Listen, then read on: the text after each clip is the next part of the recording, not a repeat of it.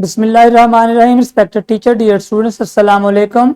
मैं हूं जाहिद जावेद आपके साथ। मैथमेटिक्स 6 के unit number 8 surface area and the volume and lesson number is 5 today. हमारा आज का एसएलओ है area of triangle. Lesson plan attach है, टीचर और स्टूडेंट्स इससे फायदा ले सकेंगे। Today's concept is area of a triangle. तो यहां पे हमारे पास फॉर्मूला है, area of a triangle is equal to 1/2 base into height. Okay, हमारे पास ट्रायंगल होती है जिसकी एक बेस और इसकी हाइट है। ओके, बट ये जरूरी है कि ये एक राइट एंगल ट्रायंगल होने चाहिए।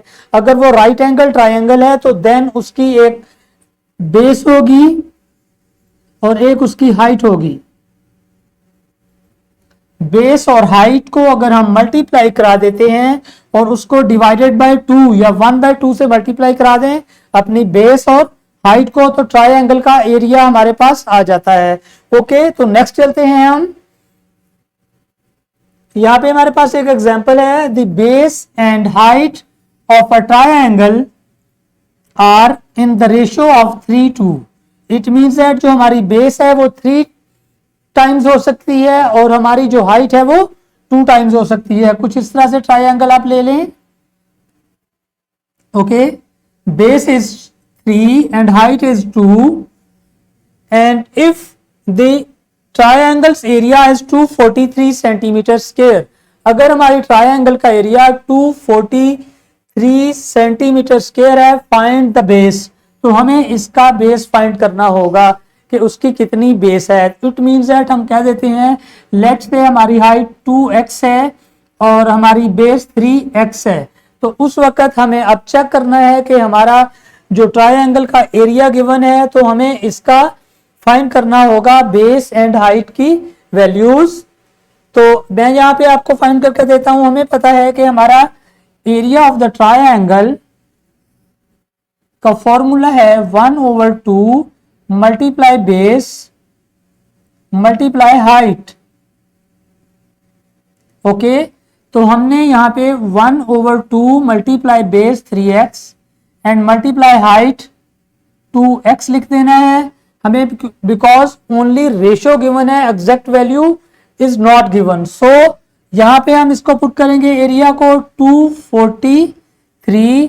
तो अब हम इसको सॉल्व करते हैं। अगर हम देखें तो ये डिनोमिनेटर का 2 इस x के साथ वाले 2 को कैंसल आउट कर देगा। हमारे पास रिमेनिंग वैल्यू जो राइट साइड पे बची है वो है हमारे पास 3x स्क्वायर और हमारा एरिया इज इक्वल टू है 243। तो अब हम क्या करेंगे, यहाँ पे अपने x स्क्वायर को एक साइड पे लिख लेते हैं। यहां से ये वैल्यू मैं उठा के लेके जा रहा हूं नीचे। तो x square is equal to आपके पास आ जाएगा 243 डिवाइडेड बाय 3। बिकॉज यहाँ पे 3x स्क्वायर के साथ मल्टीप्लाई हो रहा था, मैं इसको इक्वलिटी के दूसरी तरफ लेके जा रहा हूं। मुझे x को वहां से खाली करना है बिकॉज हमें x की वैल्यू चाहिए। ओके, तो चेक करते हैं। इसको डिवाइडेड बाय 3 किया, 3 8 24 एंड 3 1 3। हमारे पास आ गया x square is equal to 81।